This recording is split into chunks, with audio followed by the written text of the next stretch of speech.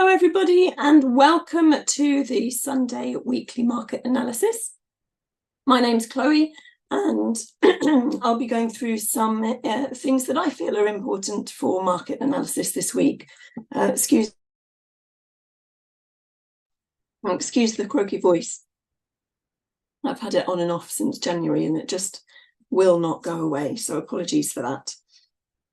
So I believe I have my screen share loaded, so you should be able to see my chart of gold up here.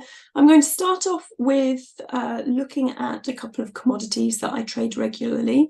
So that will be gold, silver, and the crude oils.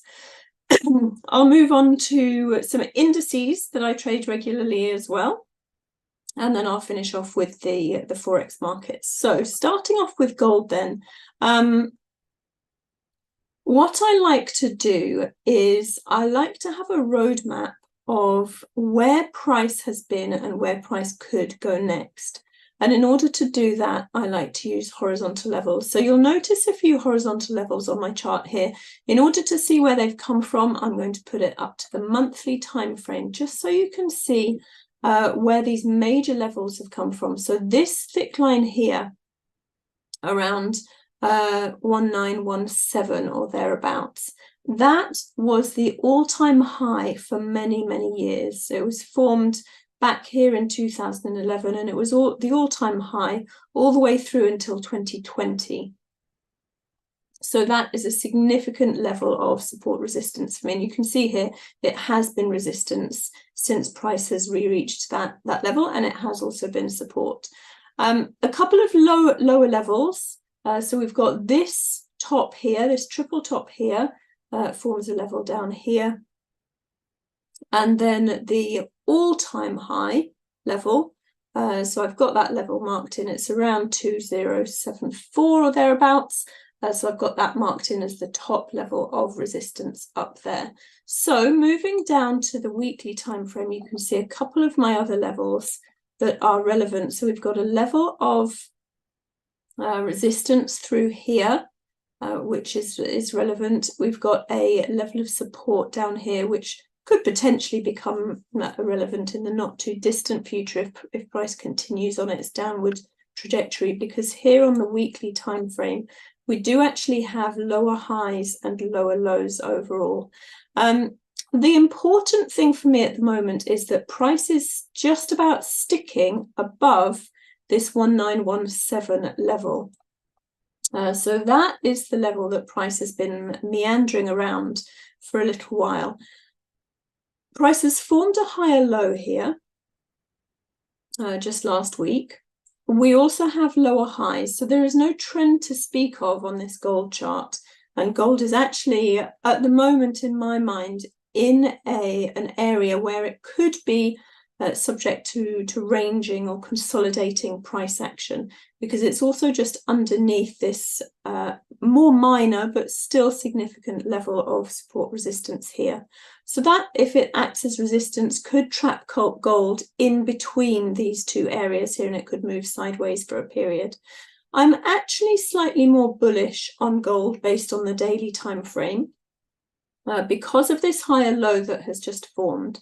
So it will just remain to be seen if price can take out these previous highs over here and take out this horizontal level, in which case I would start to look for potential long opportunities on an intraday time frame. As things stand, I do have to just wait and see what is about to happen with gold. Silver often goes hand in hand with gold. It often moves reasonably similarly. It is forming a low here, and there is, while there's not an exact level of support, there is definitely some support forming down in around this area that price has bounced from. The thing about silver is there's a little way up to the next level of resistance. So if it does move up from here, then there could be quite a decent amount of time and a decent distance for price to head before it hits the next resistance up here. So I'm more bullish on silver as well than I am bearish at the moment. Obviously, if price manages to make it down below this previous low here, then I will change my tune and I'll be looking for short opportunities. But as things stand currently, I'll be looking for longs on an intraday basis at least, even if at reduced risk, because there isn't actually a trend to speak of here, because we've got lower highs and slightly higher lows. So this really is just a range on silver, but it's a big enough range to be able to trade potentially on lower time frames if you've got a strategy that you like trading lower time frames on. Moving on to the crude oils. So we've got WTI here and we've got Brent crude, both very, very similar in their movement. Again, a look up to the monthly time frame to see where I have these levels from. They're historical levels from quite a way back. So there's a level of resistance here, has also been support. That comes all the way through. That's my next major level of resistance in the way of price. And just beneath price is this area here, which has been support, resistance. So price is basically right in the middle of those. On the monthly time frame, we can see that its price is extremely bullish. On the weekly time frame, we see a trend of higher lows and higher highs. So all that remains really is to find an entry opportunity into this market. I'm very, very bullish on this market. So in terms of daily trading and in terms of intraday trading, all I'm doing is looking for longs at the moment on the crude oils. And there isn't really a strong level of resistance in the way of price until all the way up here around 98. So in terms of horizontal levels, there's a long way to go.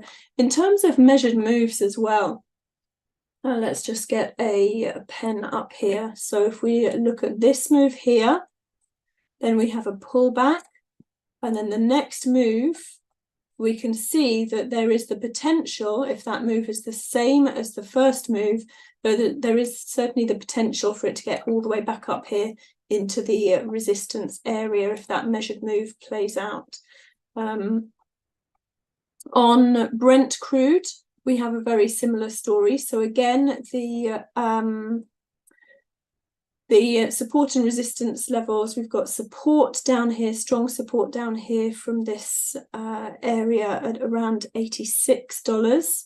And then on the weekly time frame, we've got a level of support just a little bit closer, a level of what has been resistance a little bit closer, and some support over here. So the levels on Brent are slightly less well defined, but certainly what I do see is plenty of space for price to continue moving upwards into, it's just broken through a level of resistance.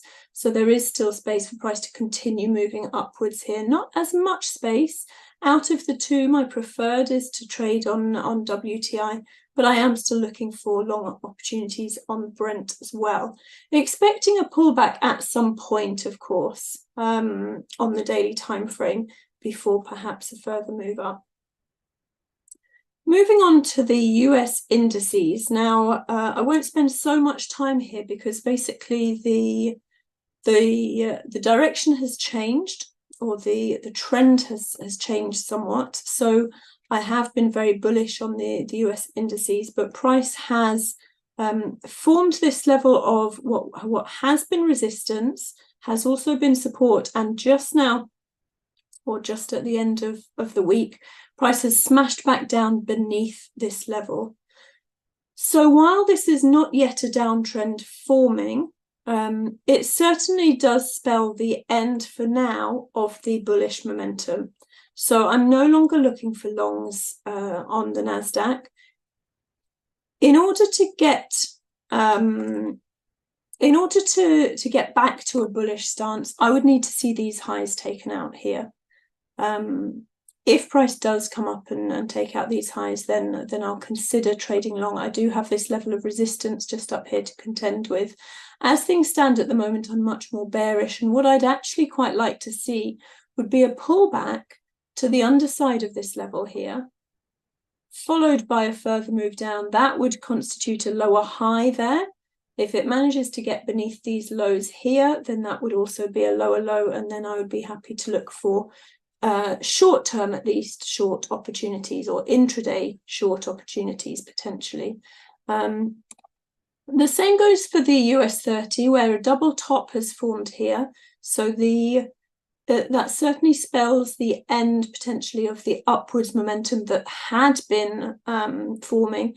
It's not quite as bearish as the NASDAQ, because we still do have this higher low here. If price manages to take out this high, then I will continue to look for long opportunities. I won't be looking for short opportunities really, unless price gets within this range zone here that I have marked out. So beneath this level here would put price into an area where I would then start looking for potential downtrend there, maybe even towards the bottom of that range area. The US 500, very similar to the NASDAQ, it's formed a lower high here. So the trend as it was is now no longer. I'm no longer bullish. In order to take long trades, I would need to see these highs taken out. As things stand, I'm waiting actually for these lows to be taken out in order to trade short on the intraday timeframes potentially. So that brings us over to the currencies. So we'll have a look at some of the major currency pairs, starting off with euro dollar. So euro dollar is in a downtrend. We've got clear lower highs and lower lows. The main area that could hold up price would be this area here. So we've got if we just take the tip of that that candle there, where that low was formed, then we are just in that area now. We're just above that area. However, a more accurate level of support resistance for me would be around there, because then we've got the resistance from this area here, resistance here, support over here, support just here, and we're actually beneath that now. So price is actually strongly broken beneath what I see as that level of support there. So I'm still looking at shorts on euro dollar for now. I'm still bearish on euro dollar for now. And I will be bearish all the way down to the next major level of support, which is down here around 1.0491 or thereabouts. I would probably be a little bit more conservative and bring it to these lows here. So that would be the area of my next potential target. Now we're right in the middle of the month, and I do use monthly pivot levels. And we've got the MS2 down here, so that could potentially be a level of support as well. But in terms of finding short trades for the moment, I am looking for intraday shorts and daily short opportunities on euro dollar. Cable, I'm even more bearish, and that is even more clear to me. It is currently moving downwards as we speak, although as I record this video, the market is closed. But I am looking for shorts on cable, and I will be looking for shorts all the way down to this level of support here, perhaps even beyond, although I would expect that price could make a move to the downside, followed by a bit of a retracement before heading down there, and perhaps even beyond there. So that would be my next potential target for cable on the daily and intraday timeframes there. Dollar Swiss, I'm bullish. We've got it's not a particularly clean uptrend. But price definitely is forming higher highs and higher lows here, and continues to do so. There is an area of resistance around this level here, which price could be heading towards. It's also heading very much towards the monthly resistance 2 level. So I am expecting some pullback on dollar Swiss, but I am also still remaining bullish on dollar Swiss. Dollar yen, very much bullish. On dollar yen, we've got clear higher lows and higher highs in price action, and price is just peeping above this previous high here. So if we go on to the weekly time frame, we can see these what are all-time highs up here, and prices could potentially even head back up towards that level. There's not really, once price gets past this previous high here, there's not really an awful lot in the way for before price reaches up to the next highs up here. I would mark in that previous high there, because that really indicated that was the area where the uptrend, the previous uptrend, ended with that lower high forming. So that would be on my mind slightly, and then the next area over here of potential resistance. So I'm bullish on dollar yen, looking out for long opportunities on daily and intraday timeframes.